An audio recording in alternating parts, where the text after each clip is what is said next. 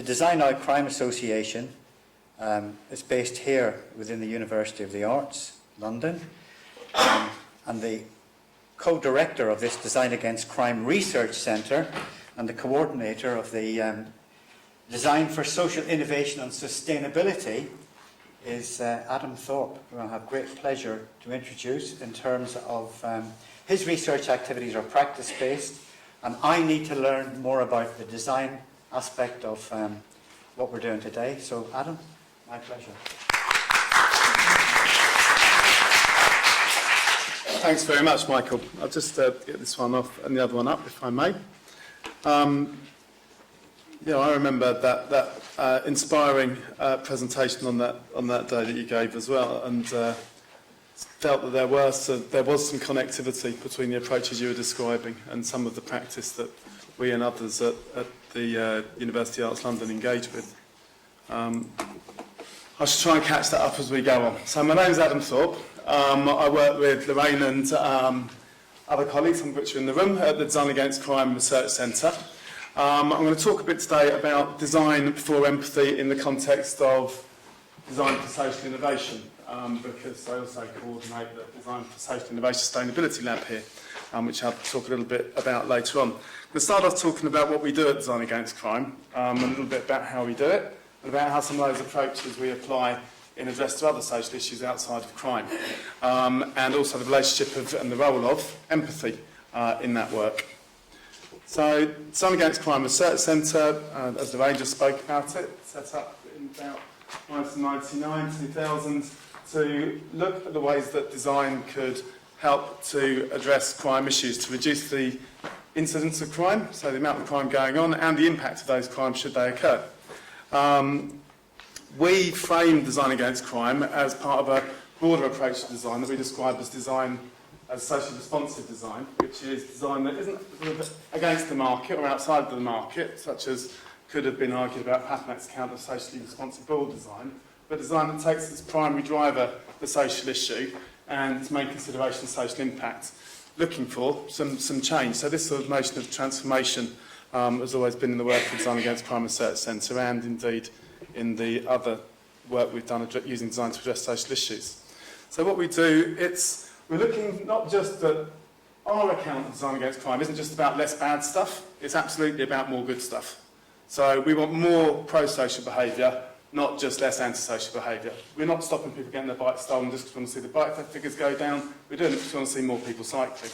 We're not stopping people getting their bags nicked because we want to see sort of bad bag thieves being put away, because obviously there are issues as to why people find themselves doing these things. We're doing it because actually that sort of antisocial behaviour reduces opportunities for pro-social behaviour. People don't hang out, have a nice time, connect and communicate with each other if they don't trust each other because of the things that are going on around them. So this approach means that we address abusers as well as users. These days, particularly in design for social innovation, there's much discussion about multiple users. We don't even talk about users anymore, we talk about actors as being all the people that surround an issue and they have an interrelationship with the object or interaction being designed. But quite some time ago, so nearly 20 years ago, at the point when the notion of user-centred design coming from IDEO and the like was quite dominant, actually the account that you shouldn't just be thinking about the user, but also this other person, a different sort of user, the abuser, was actually quite significant, and started you to realise straight away that actually that there's these conflicts. There isn't always one answer. Actually, you're trying to stop someone getting what they want, at the same time as help someone else get what they want. And actually, this starts to speak of some of the narratives that followed around what we call wicked design today, which is sort of these designs that have contested desirable outcomes. So Design Against Crime is always wicked design. One of the things we do, it's always multidisciplinary and collaborative. So you're connecting communities of interest, that we describe as public, with communities of practice. We're understanding with most service design approaches that those that experience crime are well placed to design against it. We've got a practice-based and practice-led way of working, which means that we learn through doing with groups of people, with those people we just talked about, these different groups of collaborators. We work together. Practice-led because we're interested in the outcomes being able to inform future practice. So we co-discover the challenges, co-define the questions, co-develop proposals, and so on. We develop these design exemplars, so out of that process comes these objects, services, interactions that enable everybody that is involved in that process to be able to do what they do more effectively, more successfully, more enjoyably, increasing their what we call operational capacity, but also we reflect on those activities and create these design resources that mean that other people can do similar in their context, and that we call innovative capacity. So someone else can learn from what we've learned and apply it to what they do and take it further. So in Bike, looking to address bike theft with colleagues, these are some of the sort of stakeholders that collaborated in the project. So reflecting on how these processes work, we start to realise that design isn't just public serving, or what would have been sort of user serving, but in this case public serving, but serving all of those different groups and their agendas, but actually also public forming to some extent, or public assembling at least, giving a point of common interest for people and a practice for people to come together around and collaborate around. When we reflect on this, we recognise it's got relationships to some of the work of Chesba, looking at sort of market-oriented open innovation. The idea that you exchange knowledge and that by exchanging knowledge you get more benefit from that knowledge. We apply that within a stakeholder landscape because we believe that knowledge resides in people, and it's the opportunity to share the risks and share the rewards and share the insights. And so this approach we've applied, having understood a bit more about it working in design against crime context, we've then applied it to other social scenarios within what we call the design for social innovation and sustainability. Our lab here is one of 40. Some of our colleagues are here today from International DCIS Labs, which we're very pleased to welcome them here. We all share an interest and are active in research for how design can contribute to social innovation. We view staff and students within design education as social resources, and we view the community context as a complex learning environment.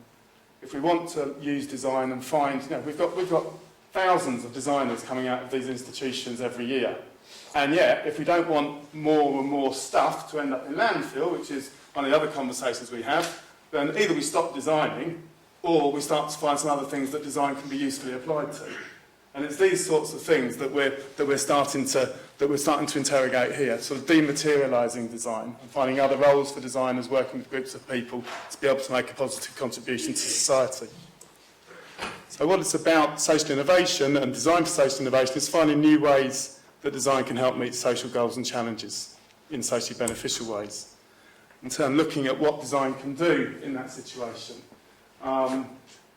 To simplify and for brevity, really it's this, we talk a lot about these journeys for design, from sense making at the one end, making sense of the situation, understanding the problem, the challenge, the context, through to problem solving, doing something about that.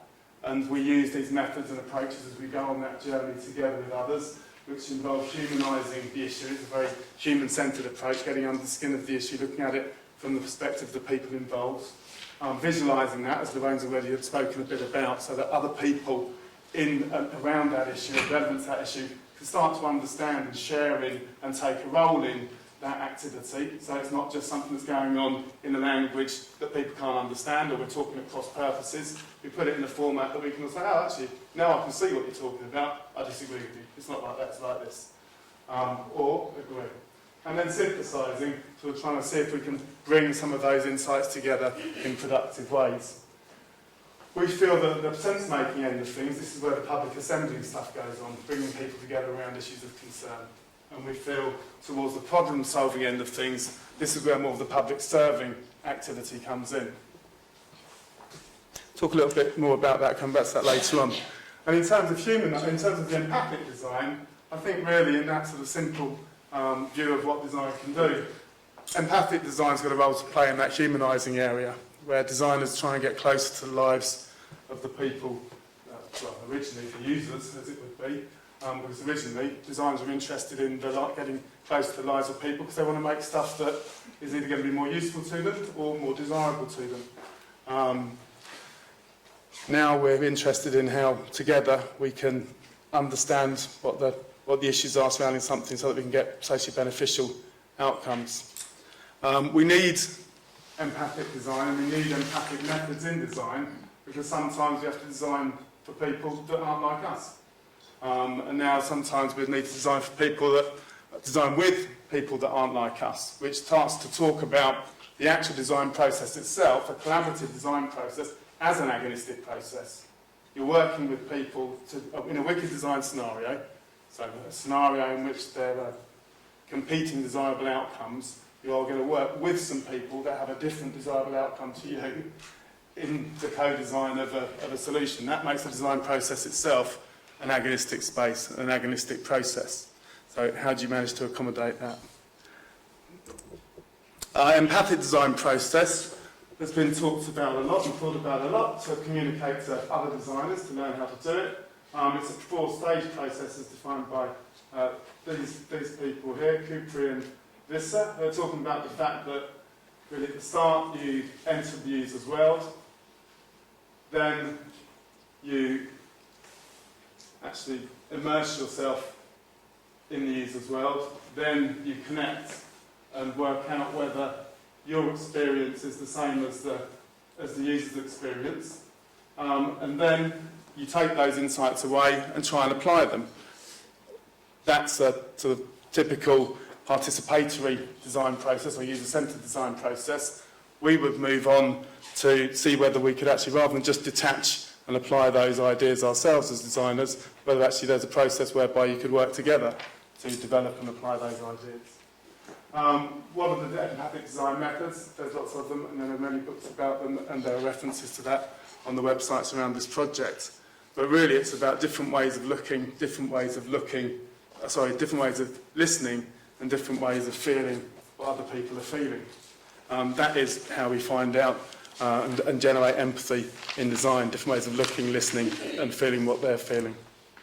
Lorraine's already talked about some of the tools that we develop to support these methods. These tools, notionally, are meant to enable a young graduate from this place to be able to imagine what it's like to be an older person driving a car that they're going to design for them. It restricts your movement, so if you're looking over your shoulder, or is it easy to get in and out behind the steering wheel, this suit would enable them to get some insight into that. But when I've shared this example with friends in conversation, they said, oh yeah, but that's not really going to give you any real feeling, real emotional feeling of what it's like. It's quite sort of mechanical understanding of what's what, like how far can I look and so on. And I think that's probably right. So what are we going to do to get the emotional side of it? But nonetheless, these empathic design tools exist. Mainly though, these tools have been targeted at designers. So they're tools that designers are creating for other designers to get insights to users so that those designers can walk away with those insights and do something relevant. The work that Lorraine's described is work that we've been doing since 2011 with designers, looking in this social context and saying, okay, what about, that's design with empathy. What about design for empathy? If you want the outcome of the design process to be more empathic understanding amongst the people that interact with this tool that is the outcome of the process. Hence some of these examples that Lorraine's talked about.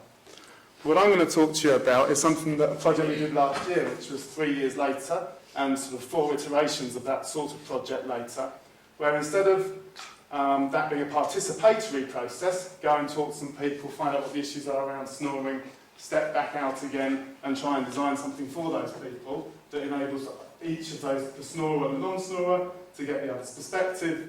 What we're saying here is, hang on a minute, what about if you do it as a collaborative process? If you got the snorer and the non-snorer to work with the designer to design together this thing that was going to give each other's perspectives. What would that do?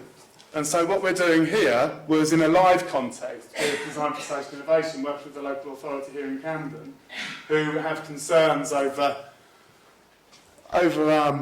the growth, the economic growth that's going on here in King's Cross. Part of why that was good news for the area is because it's going to create a lot of jobs, great opportunities, but actually there are still concerns that those jobs aren't, and that economic growth isn't being distributed to the neighbours here, such as in Somerstown, just on the other side of St Pancras Station there, which actually is a really great community, lots of brilliant things going for it, lots of good people there that have got a very strong community ethic, very supportive of each other, but it also has its own challenges.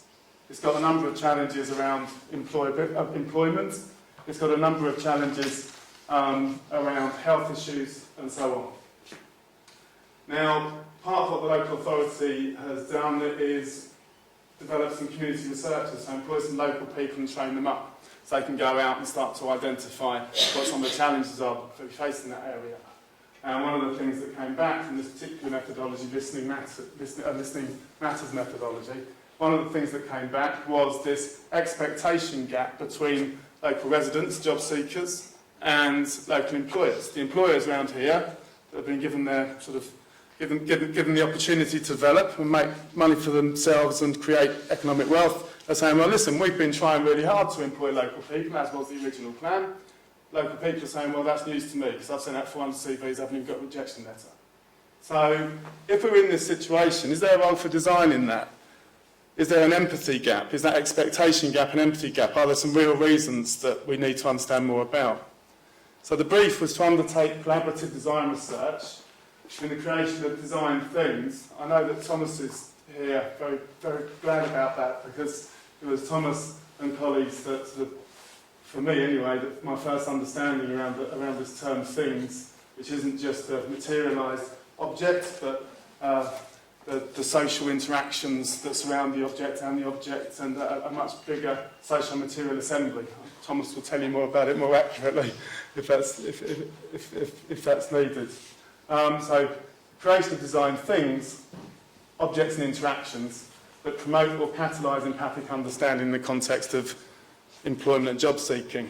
So Emma and colleagues from the BA product design course worked with the employment and growth team and Somerstown Community Association, who were sort of the enablers around this project, and a number of the local residents and local employers on a project that went through a series of stages, a series of collaborative workshops, stepping back, reflecting, starting off with introductions, meeting each other, sort of casual conversations, understanding what the issues were, then moving into a discover workshop where the students were designing tools that would then, so this is design for co-design.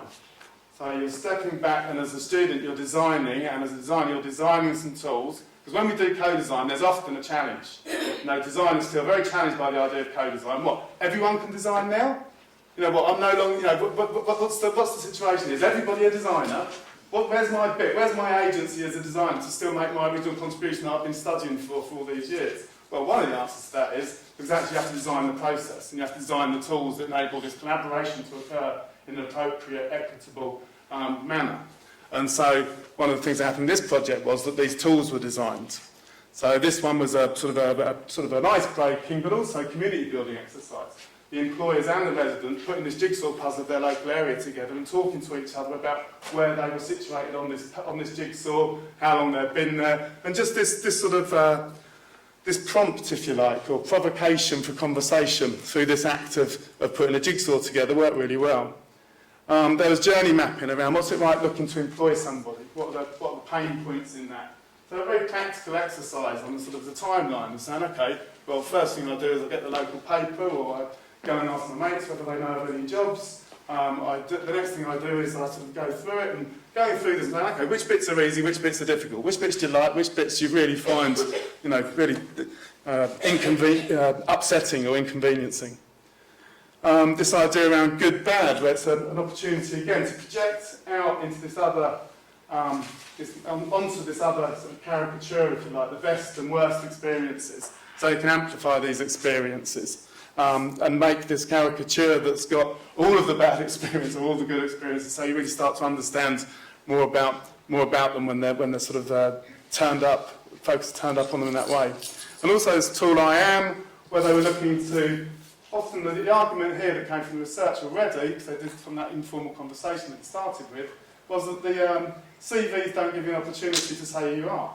You know, you've got these boxes, you're answering the questions you're being asked, but there isn't scope there for you to be able to really demonstrate a lot of the skills and capacities that you have. So how would you go about doing that? This is a tool, again, just a focus for a conversation. It's the conversations that happen around these things that are the things that are really sort of revealing. So this is the process that we went on. We just talked about the green circle there, which was that sort of first workshop. And then over the course of this 6 months, the students went back and forth, building the relationships with all or some of these different actors that were involved, developing ideas, going back in with workshop 2, feeding back some of these ideas as prototypes. Is this what you meant? Is this the sort of thing? Does that make you feel the way that I thought that you said you felt? Is this working for you, or is it not? If it's not, then and then giving it to the other one. So giving that to the employer, giving the residents talk to the employer and saying, what's that making you feel? And then checking that back with the resident. And always in these workshops, you had mixed groups. So you had a designer, one of the students, you had an employer and a resident. So each one's witnessing and experiencing the responses and the deep sort of perspectives of the other. The outputs these were product design students. So quite challenging to go through all this thing where you actually have to come out with a 3D object with generous GA drawings and all of the things, all the boxes you have to tick to deliver a product design degree. So there was this 3D object that came out of it. Here, Emma can tell you more about this one. This is about this Emma here. It's about the frustration between trying to hook up the skills of the seeker and what they've actually, the skills of the job seeker and what they actually have to offer, and actually the requirements of the employer, and through limited ability to question. So through this sort of one-way interview process, you can't find out anything, is what it comes down to. Try and locate this object from a bunch of similar objects, although it's very, very different in many different ways, without being able to have some sort of response, it being a one-way street. You can't find the object, it's impossible. These flowers, Ella Dorfman's flowers, this was a vase that was designed, but there was a whole interaction around it, where basically the HR person receives some flowers. The flowers have an instruction. The instruction is to put the flowers in the vase. You put the flowers in the vase. Only one of the flowers gets the water, and the rest of the flowers gradually wilt as the one flower prospers. A reminder that you might send out that letter saying, sorry, you didn't get the job, perhaps you might want to do this next, and perhaps you might want to do that next. Because rather than just no response, this idea that actually, I look at the one that's blossoming, but I've forgotten all about the ones that are wilting. This idea of goggles, this one was about the idea that the goggles flip things upside down. There's a timer, there's a set of really simple tasks. We know when we go to interviews, when we walk out of the interview, we're like, really screwed that up. Now, I know all the answers they are asking me, but actually under that pressure, with that time limitation, in that uncomfortable situation that was unfamiliar to me, I couldn't even tell them what my name was. And here, the glasses flip the situation. They just turn the situation upside down. The tasks are simple. Can you arrange these numbers from 1 to 5? The time is on, and actually everybody finds it difficult. And when you have the employers and the residents talking about this and using this tool, and lots of laughing and a little bit of gentle mockery from residents to employers and things like that, but actually it started a conversation around situations you're comfortable in and how difficult things can get very quickly when things are changed. And this idea of tipping point. At what point would you stop looking for a job if you never heard back from the CVs you were sending? That's what this is about. These balls, only one of these balls is big enough to... all the balls fall through the holes. How many times would you keep going along this journey before you actually said, do you know what? This doesn't work. I can't get there. It's impossible. I'm going to give up. So playing this game and talking about this game in the context of employment makes people start to understand, okay, what might you change if you wanted people not to give up? What is the tipping point? So the feedback from it was positive for many different actors. People starting to see each other more as individuals, as human beings that have shared and common understanding and common experiences, rather than these caricatures of the employer and the resident, for example. It actually informed some of the policies that some of the organisations, new organisations around here as part of this big boom, informed some of the policies and how they might structure those policies going forwards in terms of providing feedback and advice to applicants. And looking to the idea that people starting to see that this idea of collaboration through design might be something useful we could use in lots of different ways. So what we found when we started to reflect on this project was that this idea that's very common in design around sense making, actually the thing that might be more useful to us about this collaborative design is not the sense making, but the making sense of it. when you get a group of people together to work in this way, using these empathic techniques, actually they're made sensitive to each other's perspectives. And in design for social innovation, we're very keen that designers don't turn up, dump a solution on you, and disappear again. The chances are that solution's not going to work. So what happens here is, perhaps one of the things that we try and do in design for social innovation is try to use design to contribute to the conditions that enable groups of people to meet their own needs. So can we make a contribution that changes something so people can meet their own needs? Now actually one of those contributions that design can make is empathic understanding between conflicted parties that are focused and revolving around the same issue. So actually that idea of making sensitive, not just sense-making, could be quite useful to groups of people that are going to work together to resolve things going forwards. So what we found was it was the process of design that's more impactful in terms of empathy generation than the products of design. So these empathy tools aren't as good as empathy things. Now we've heard about how things are this, how the design process itself is a thing. Socio-material interaction, a way of interacting around materiality. And it's those interactions that really get you the empathy. That's where the empathy is generated by these two people, the employee and the resident, sitting next to each other, trying to work something out together that will serve the other and serve themselves. We've worked out that co-research and co-design delivers empathic insights to participants. We've worked out that this design activity can provide a context for reflective collaboration. It's a bit like that thing of how often it's the journey that we go on that changes us. It's the journey that's the real thing, not the destination. But actually, without destination, you're not going on a journey. So without the objective, without the design objective, I guess the design objective acting as some sort of proxy, if you like, for what the real objective is, then the real objective being, can we generate more connectivity and empathy between these people? Design objective being, okay, can we create this object that enables us to do that? Then it lets you go on this journey, this process that really delivers the empathy. So, in the context of restorative justice, what's the restorative potential of this collaborative design?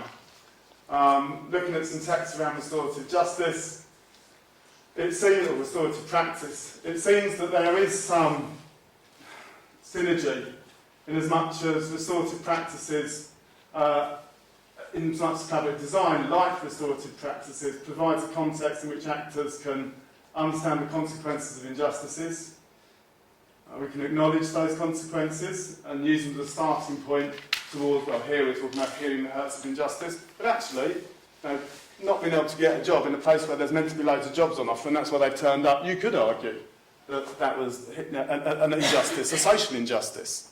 And in this way, we could argue that collaborative design can make a contribution, a restorative contribution, in the context of social justice. And that is what we would argue in the Design Against Crime Research Centre and Design for Social Innovation Lab, is that we think that design has a contribution to make in the context of restoration of social justice. Thank you.